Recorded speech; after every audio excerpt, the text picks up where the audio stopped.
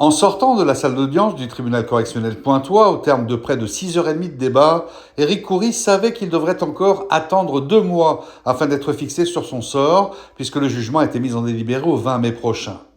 À la barre, le chef d'entreprise, qui était poursuivi pour avoir bénéficié frauduleusement des aides de l'État sur le chômage partiel entre 2020 et 2021, à l'époque de la crise sanitaire, n'aura eu de cesse de formuler des dénégations afin d'expliquer qu'il était uniquement un conseil de la société Caire, exploitant Air-Antilles, à l'époque, l'accusation ne l'entendant pas de cette oreille, considérant que c'est lui seul qui était le gérant de la société, une thèse appuyée par la partie civile, et la bâtonnière maître Marie-Michel Hildebert estimait que toute la fraude consistait à ce que toutes les personnes en chômage partiel continuaient à travailler pour un préjudice quelque peu inférieur à 4 millions d'euros. C'est un préjudice subi à la fois par l'ASP, c'est-à-dire l'État, qui a versé effectivement les subventions pour pouvoir soutenir l'activité économique pendant cette période du Covid.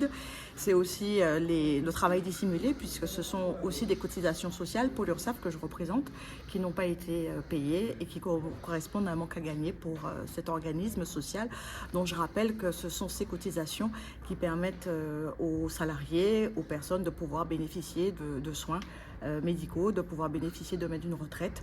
Et ce sont donc des préjudices dont il faut en tenir compte. Ça vous a étonné que M. Khoury essaie de se dédouaner et dise qu'il n'était pas le dirigeant de fait de la société ? Alors pas du tout, c'est vraiment sans surprise.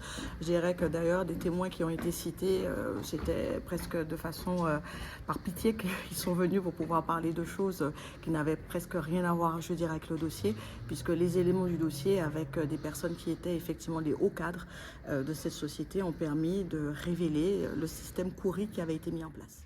Lors de ces réquisitions, le procureur Étienne Moreau a requis contre Éric Khoury, considéré comme dirigeant de fait, une peine de 2 ans d'emprisonnement délictuel, dont 1 an avec sursis, peine ferme d'1 an pouvant être aménagée, assortie d'une amende de 100 000 €, avec comme peine complémentaire une interdiction d'exercer, de gérer et de bénéficier de marchés publics pendant 5 ans, avec exécution provisoire. Son avocat, maître Blaise Guichon, a plaidé le fait qu'il ne pouvait pas y avoir d'escroquerie dans ce dossier. L'enquête n'a fait aucune étude sérieuse dans ce dossier-là et donc nous attendons la décision sans aucune difficulté, en toute sérénité. Voilà. Pour le client est serein. Totalement. Vous avez plaidé le fait qu'il n'y a pas d'escroquerie. Bien sûr, il n'y a pas d'escroquerie. Ouais, et il n'y a pas de travail dissimulé non plus. Il n'y a pas de travail dissimulé non plus. Mais pourquoi expliquer qu'on l'ait quand même poursuivi, votre client ? Monsieur, cher monsieur, on poursuit même les innocents. Éric Khoury n'est pas encore reconnu coupable, puisque le jugement n'interviendra que dans 2 mois, mais le chef d'entreprise a tout de même difficilement encaissé le coût de ces réquisitions et pourrait bien encore se morfondre le temps de se délibérer, une peine de prison ferme, entre autres, et une interdiction de gérer, pesant sur lui comme une épée de Damoclès.